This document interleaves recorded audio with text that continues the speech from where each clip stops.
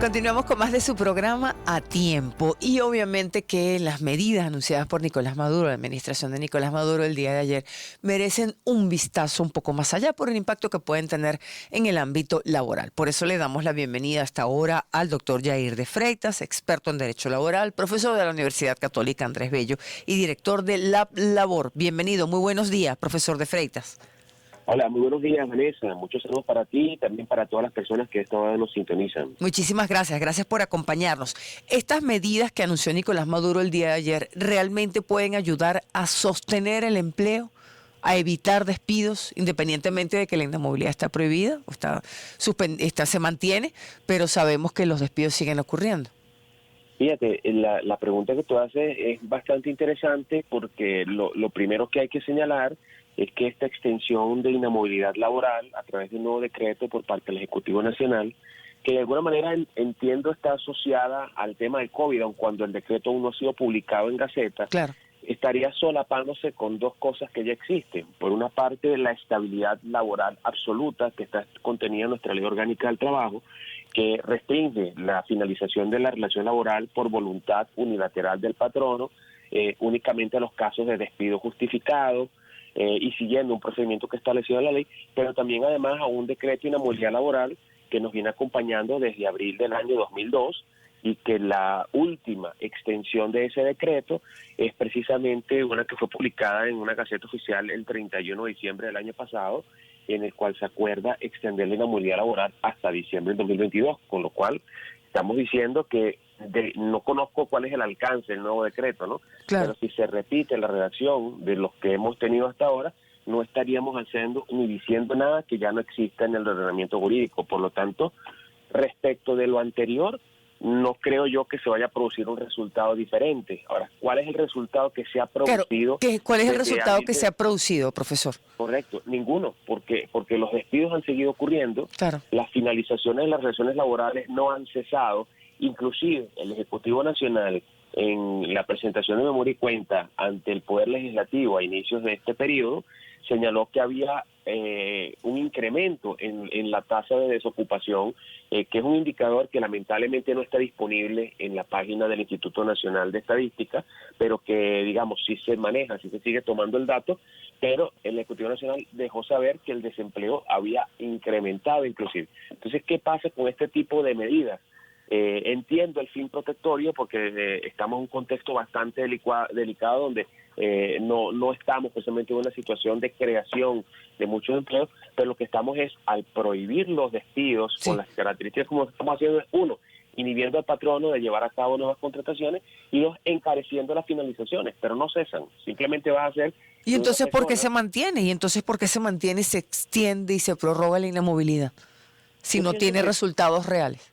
Que en realidad es por un enfoque del punto de vista de sentir que es la forma de evitar que aumente la tasa de desempleo, es prohibiendo el despido, pero en realidad el verdadero enfoque debería ser en fomentar nuevas fuentes de trabajo para lograr que más personas sean requeridas en el mercado laboral, claro, y con ello estimular el desarrollo. Ahora, este enfoque restrictivo precisamente no inyectan dinamicidad al circuito, ¿no?, económico, y al final del día termina siendo una medida que no produce resultados.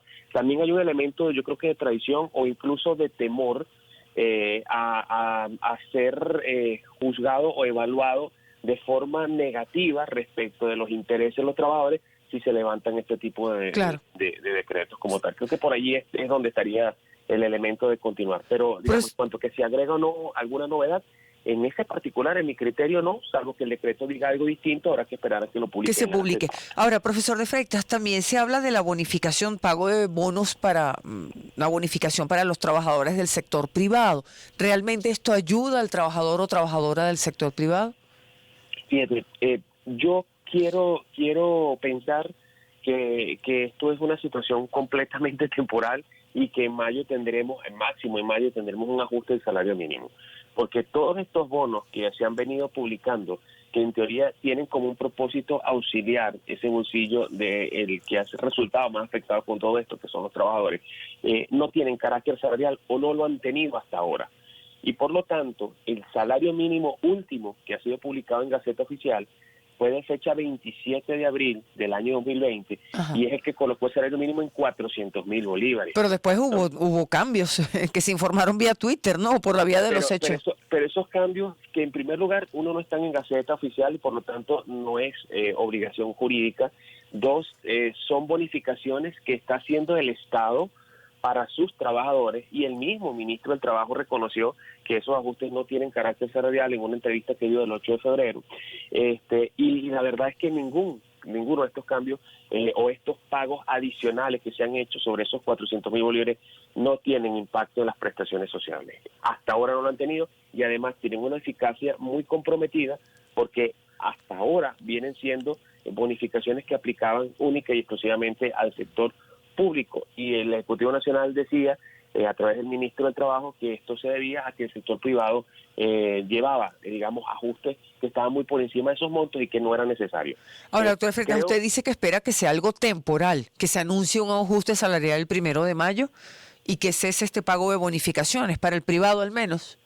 Yo quisiera pensar que sí, porque la verdad es que en este momento, digamos, o sea, si un patrono quiere contratar a un trabajador, con pagar 400.000 bolívares, en teoría nadie podría obligarlo a pagar más de eso, ¿no? Claro. Sin embargo, estamos claros en que no vas a conseguir ninguna persona que te preste servicios por esa cuantía.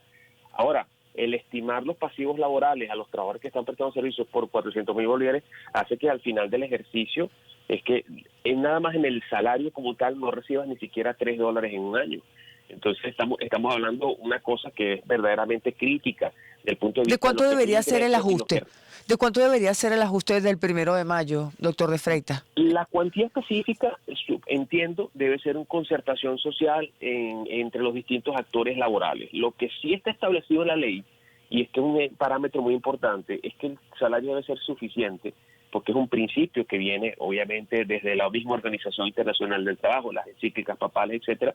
Claro. Y ese principio de suficiencia debería permitir al trabajador no solamente cumplir con sus necesidades fundamentales alimenticias, sino todas sus necesidades y la de los miembros del núcleo familiar que vivan con él.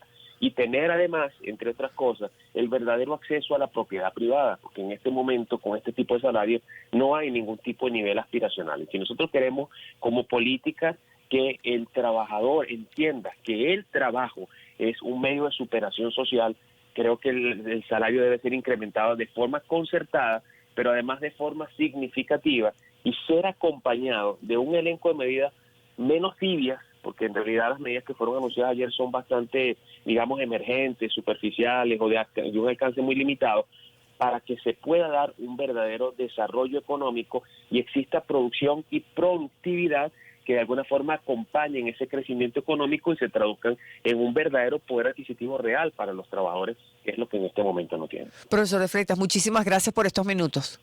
No, muchísimas gracias a ti, Vanessa, por Gracias. una oportunidad. No, bienvenido. Gracias. Despedimos al profesor Yair de Freitas, profesor de la Universidad Católica Andrés Bello y director de la Labor, y este análisis de las medidas más recientes de la administración de Nicolás Maduro en el ámbito laboral.